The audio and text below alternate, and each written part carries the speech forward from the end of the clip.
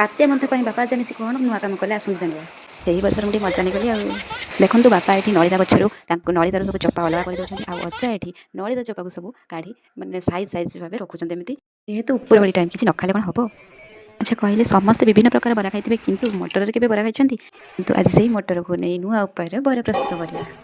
ପ୍ରଥମେ ମଟରକୁ ପାଣିରେ ବତୁରାଇ କିଛି ଟାଇମ୍ ଛାଡ଼ିଦେଲା ପରେ ମଟରକୁ ଆଉ ଆଳୁକୁ ସିଝାଇବା ପାଇଁ ଛାଡ଼ିଦେବା। ସିଝିଗଲା ପରେ ଗ୍ରାଇଣ୍ଡର ଜାରରେ ସିଝା ମଟର ଓ ଆଳୁକୁ ଦେଇ ତା ସହିତ ଗୋଟେ ପିଆଜ, ଅଳ୍ପ ଜିରା, 2-3ଟି ରସୁଣ, ଲୁଣ ଟିକେ ଦେଇ ଚିକ୍କଣ ଭାବରେ ବାଟି ଆଣିବା। ଏବେ ଗୋଟେ ଜାଗାକୁ ଦେଇ ସେଥିରେ କିଛି ଚୁନ ଚୁନ କଟା ପିଆଜ, ଭୃଷଙ୍ଗ ପତ୍ର, ଗୋଟା ଜିରାକୁ ଦେଇ ଭଲ ଭାବରେ ଗୋଳାଇ ନେବା। ତାପରେ ଗୋଟେ ତାୱାକୁ ଭଲ ଭାବରେ ଗରମ କରି ଅଳ୍ପ ତେଲ ଦେଇ ଗୋଳେଇ ରଖିବା।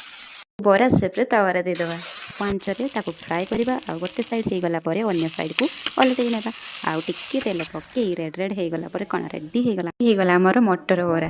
ଯେମିତି କ୍ରିସ୍ପି ଆଉ ସୁନ୍ଦର ଦେଖାଯାଉଛି, ଖାଇବାକୁ ମଧ୍ୟ ସେମିତି ଟେଷ୍ଟି ଆଉ ଭିତରେ ମଧ୍ୟ ସଫ୍ଟ ବନିଛି। ଭଲ